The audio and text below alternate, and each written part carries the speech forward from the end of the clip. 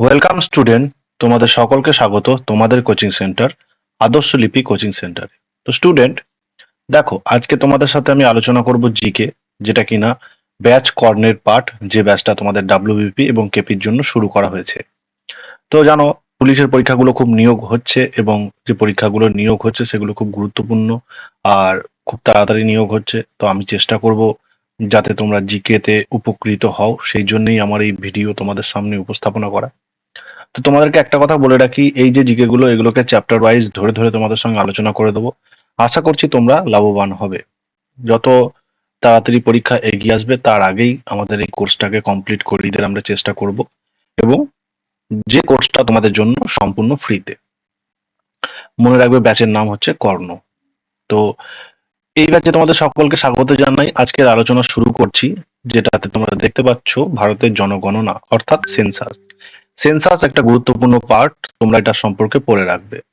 দেখো, প্রথম যেটা বলছে, ভারতের প্রথম জনগণনা হয়েছিল 1872 সালে। কত সালে? 1872 সালে। এবং 1872 সালে প্রথম জনগণনা হলেও অফিসিয়ালি যে জনগণনা শুরু হয় সেটা শুরু হয়েছিল 1881 সাল থেকে, এবং তা 1881 সাল থেকে প্রতি 10 বছর অন্তর ভারতের জনগণনা করা হয়, অর্থাৎ সেন্সাস কিন্তু চলতে থাকে। মনে রাখবে, শুরু হয়েছিল কত? 1872 সালে। অফিসিয়ালি শুরু হয়েছিল 1881 সাল থেকে, এবং তখন থেকে বর্তমান সময়ের কিছুদিন আগে পর্যন্ত অর্থাৎ 2011 সাল পর্যন্ত কিন্তু আমাদের সেন্সাস চলেছে। 21-এ হওয়ার কথা ছিল, 21-এ কোনো কারণবশত হয়ে ওঠেনি। তো দেখো, বলছে 1881 সালে জনগণনার সময় গভর্নর জেনারেল কে ছিলেন, এটা কিন্তু পরীক্ষায় দেয়।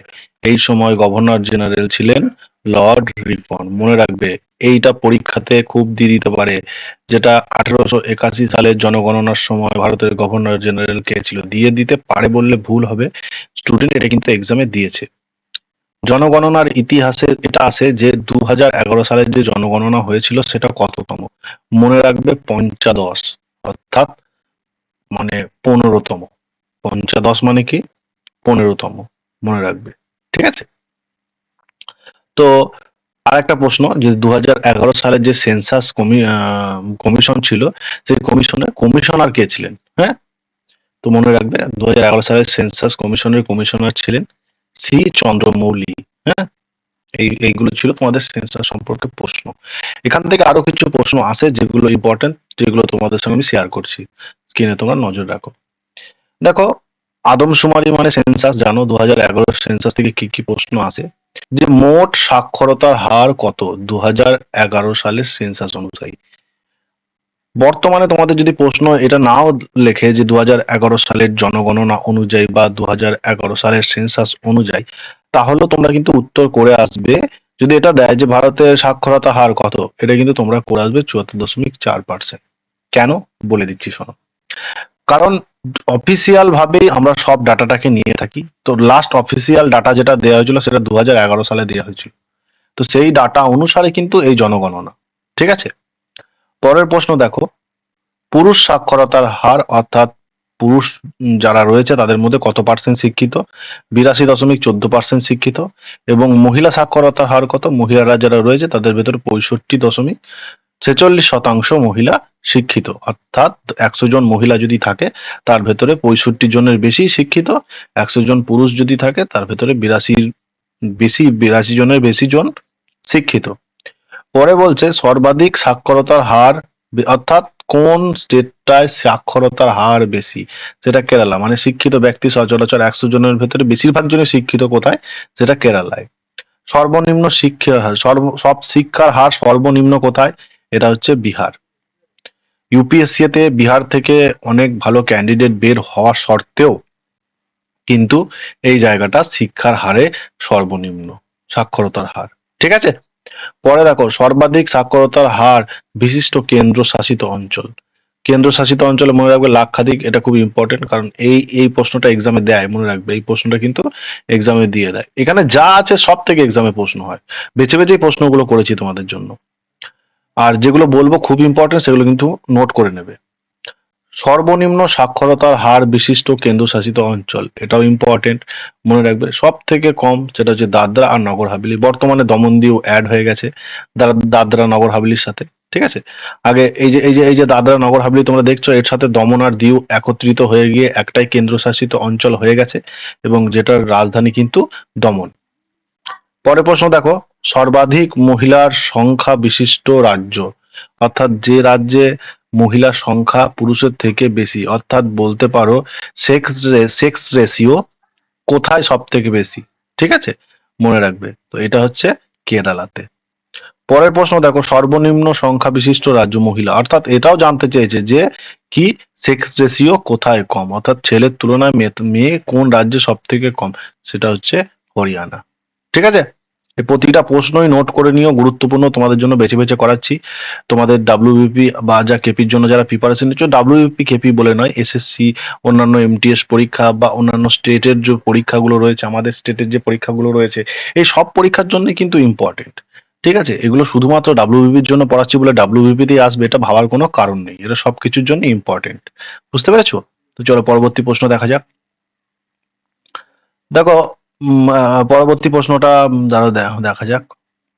পরবর্তী প্রশ্ন বলছে, আয়তনের সব থেকে বৃহত্তম জেলার নাম কি? আয়তনের সব থেকে বড় জেলার নাম হচ্ছে কচ্ছ, যেটা গুজরাটে অবস্থিত। হ্যাঁ, এটা মনে রাখবে। কচ্ছ কোথায় অবস্থিত? গুজরাটে অবস্থিত। তো পরের প্রশ্ন দেখো, আয়তনের সবচেয়ে ক্ষুদ্রতম জেলা, মানে সব থেকে ক্ষুদ্রতম জেলা কোথায়? মাহে। এই মাহেটা কোথায় অবস্থিত? পুদুচেরিতে অবস্থিত, মনে রাখবে। পুদুচেরি কোথায়? তামিলনাড়ুর বুকে এক প্রান্তে অবস্থিত একটা কেন্দ্রশাসিত অঞ্চল, যেটাকে বলা হয় পুদুচেরি, ঠিক আছে। তো পরে দেখো, জনসংখ্যা সবচেয়ে বৃহত্তম রাজ্য, মানে জনসংখ্যা সব থেকে বেশি কোন রাজ্যে? সেটার নাম হচ্ছে উত্তরপ্রদেশ, ঠিক আছে। আবার কি বলছে, জনসংখ্যা সব থেকে কম কোন রাজ্যে? সেটা হচ্ছে সিকিম। এ দেখো, জনঘনত্ব আর জনসংখ্যার ভেতরে অনেকের সমস্যা হয়। এই যে জনসংখ্যা কি, এই যে জনঘনত্ব কি, এটা অনেকের বুঝতে সমস্যা হয়। দেখো, আমি তোমাদের সঠিকভাবে বুঝিয়ে দিচ্ছি। ধরে রাখো 1 বর্গ কিলোমিটার, 1 বর্গ কিলোমিটার মানে কি, এরকম আমি দেখো দাগ কাটছি, ঠিক আছে, এইরকম ভাবে একটা দাগ কাটলাম, অর্থাৎ এর এদিকটাও 1 ফুট আর এদিকটাও 1 ফুট, তাহলে এটা গুণ করলে কত হবে? এই একের সাথে এই এক গুণ করলে কত হয়? 1 বর্গমিটার। এই যে 1 বর্গমিটার না, বর্গ কিমি, এটাও 1 কিমি, এটাও 1 কিমি, দুটো গুণ করলে হয় 1 বর্গ কিমি, মানে এদিকেও 1 কিলোমিটার, এদিকেও 1 কিলোমিটার, এদিকেও 1 কিলোমিটার, এদিকেও 1 কিলোমিটার, চারিদিকে 1 কিলোমিটার। এই চারিদিকে 1 কিলোমিটার অবস্থান, মানে এতটা জায়গা, এর ভেতরে সব থেকে লোকজন কম বসবাস করে যে জায়গাটায়, সেটাকে বলা হয় জনঘনত্বে সব থেকে ক্ষুদ্রতম রাজ্য, সেটার নাম হচ্ছে অরুণাচল প্রদেশ। আর জনঘনত্বের সব থেকে বৃহত্তম কেন্দ্রশাসিত অঞ্চল, মানে সব থেকে বেশি কেন্দ্রশাসিত, কিন্তু সেটা হচ্ছে দিল্লি। জানো তোমরা, দিল্লিতে লোক সংখ্যা এমনিতেই বেশি, তাই এবার কেন্দ্রশাসিত অঞ্চল। জনঘনত্বের সব থেকে ক্ষুদ্রতম কেন্দ্রশাসিত অঞ্চল, জনঘনত্ব সব থেকে কম, সবচেয়ে কম, কোথায় জনঘনত্ব কম? সেটা হচ্ছে আন্দামান নিকোবর দ্বীপপুঞ্জে। মনে রাখবে স্টুডেন্ট, এই প্রশ্নগুলো কিন্তু এক্সামে দিয়ে দেয়, এই প্রশ্নগুলোকে আমি ভালো করে পড়াচ্ছি, এক্সামে দিয়ে দেয়। আয়তনের সবচেয়ে বৃহত্তম রাজ্য, তোমরা সবাই এটা জানো, এটার নাম হচ্ছে রাজস্থান। আর আয়তনের দিক থেকে সব থেকে ছোট রাজ্য, যেটার নাম হচ্ছে গোয়া। তো তোমাদের এই যে রাজ্যগুলো দিলাম, তোমরা যদি নতুন হয়ে থাকো বা তোমরা নতুন পড়াশোনা ডাব্লিউবির জন্য করে থাকো, এই প্রতিটা প্রশ্নই তোমাদের মুখস্থ করতে হবে, কারণ এই প্রতিটা প্রশ্নই কিন্তু গুরুত্বপূর্ণ, ঠিক আছে। তো চলো পরবর্তী প্রশ্ন দেখা যাক। দেখো, পরবর্তী প্রশ্ন বলছে, মোট জনসংখ্যা কত? 121 কোটি 1,93,422 জন, এটা হচ্ছে মোট জনসংখ্যা 2011 সেন্সাস অনুযায়ী। মোট জনসংখ্যায় পুরুষ কত দেখে নাও, মহিলা কত দেখে নাও, এই এই শতকরাটা একটু দেখে নেবে। এই শতকরাটা খুব ইম্পর্টেন্ট, এই শতকরাটা একটু দেখে নেবে, এর ক্ষেত্রে এই শতকরাটা একটু দেখে নেবে, ঠিক আছে। তো চলো পরবর্তী প্রশ্ন দেখা যাক। জনসংখ্যা বৃদ্ধির হার কত শতাংশ, অর্থাৎ 2001-এ যা গণনা হয়েছিল সেই অনুসারে কত পার্সেন্ট বেড়েছে? সেই অনুসারে 17.64% শতকরা জনসংখ্যা বেড়েছে। বা এটা বলছে বার্ষিক জনসংখ্যা বৃদ্ধির হার, মানে এক এক বছরে কত করে বেড়েছে, এক এক বছরে এতটা পরিমাণ বেড়েছে, ঠিক আছে। জনঘনত্ব, এই দেখো বর্গকিমি, বর্গকিমি আগেই বলে দিয়েছি, প্রতি 1 কিলোমিটার বা 1 কিলোমিটার, এই বর্গকিমির কথা আমি আগেই বলে দিয়েছি। প্রতি 1 কিমি, মানে গোটা একটা ভারতের প্রতি 1 কিমি থেকে 1 কিমি, অর্থাৎ দৈর্ঘ্য প্রস্থ সব 1 কিমি, তো এই দৈর্ঘ্যপ্রস্থ 1 কিমি বিশিষ্ট এলাকায় জনঘনত্ব কত, মানে কতজন বসবাস করে? 382 জন বসবাস করে, অর্থাৎ এটা হচ্ছে ভারতের জনঘনতা। এটা লিঙ্গ অনুপাত, সেক্স রেশিও হচ্ছে 1000 জন পুরুষ পিছু 940 মহিলা। খুব ইম্পর্টেন্ট, এটা পড়ে রাখবে স্টুডেন্ট, এটাকে পড়ে রাখবে। লিঙ্গ অনুপাত কত, এক্সামে দেবে। পরে দেখো আয়তনে সবচেয়ে বৃহত্তম কেন্দ্রশাসিত অঞ্চল। দেখো এটা আয়তনে সব থেকে বৃহত্তম কেন্দ্রশাসিত অঞ্চল আন্দামান নিকোবর দ্বীপপুঞ্জ দেখাচ্ছে বটে এটা, কিন্তু এটা সঠিক অ্যান্সার হবে না। এটা সঠিক অ্যান্সার হবে না। বর্তমানে যেটা হবে সেটা হচ্ছে লাদাখ। পড়ে রাখবে, কি পড়ে রাখবে? লাদাখ। লাদাখ হচ্ছে বৃহত্তম কেন্দ্রশাসিত অঞ্চল। ঠিক আছে, তো চলো নতুন প্রশ্ন দেখা যাক। আয়তনে সবচেয়ে ক্ষুদ্রতম কেন্দ্রশাসিত অঞ্চল, আয়তনে সব থেকে কম ক্ষুদ্রতম, আয়তনে ক্ষুদ্রতম কেন্দ্রশাসিত অঞ্চলের নাম হচ্ছে লাক্ষাদ্বীপ, মনে রাখবে।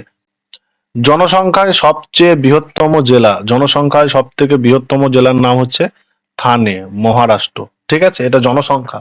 বৃহত্তম জেলা কিন্তু যেটা আছে গুজরাটের কচ্ছ, সেটা এলাকা হিসাবে, আর এটা কিন্তু জনসংখ্যার বিচারে, মনে রাখবে এটা জনসংখ্যার বিচারে বৃহত্তম হচ্ছে থানে। ঠিক আছে, জনসংখ্যায় সবচেয়ে ক্ষুদ্রতম জেলা, মানে জনসংখ্যা সব থেকে কম কোন জেলায়? এই যেটা তোমরা দেখতে পাচ্ছ এটা অরুণাচল প্রদেশ, মনে রাখবে অরুণাচল প্রদেশ হচ্ছে ভারতের পূর্বতম রাজ্য। অরুণাচল প্রদেশ কি ভারতের পূর্বতম রাজ্য। ঠিক আছে, জায়গাটার নাম মনে রেখে দিও, দিবাং উপত্যকার নাম। গ্রামীণ জনসংখ্যা কত পার্সেন্ট গ্রামে বসবাস করে, কত পার্সেন্ট শহরে বসবাস করে, এটাও পড়ে রেখো, এটাও ইম্পর্টেন্ট। কত মুসলিম জনসংখ্যা, শতকরা কত পার্সেন্ট, এটা মনে রাখবে। মোট জেলার সংখ্যা কতগুলি? ঠিক আছে, মোট জেলার সংখ্যা কতগুলি? বর্তমানে দুই একটা বেড়েও যেতে পারে, কিন্তু 2011 যেহেতু সেন্সাস অনুসারে নিয়েছি, সেহেতু এটা কিন্তু বর্তমান।